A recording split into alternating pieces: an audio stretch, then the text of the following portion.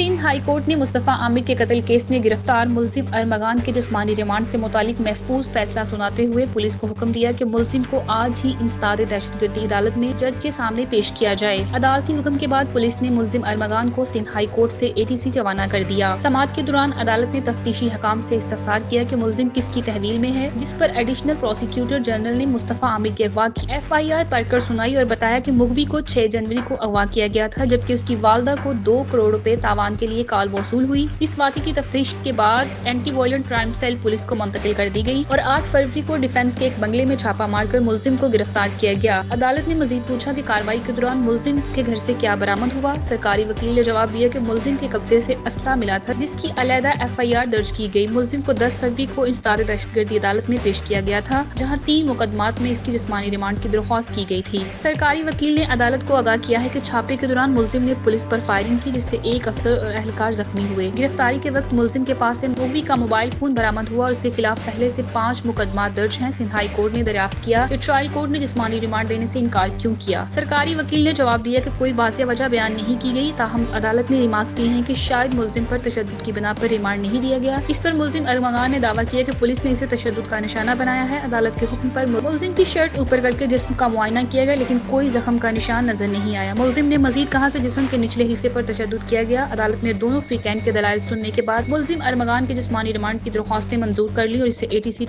2 में पेश करने का हुक्म दिया गया।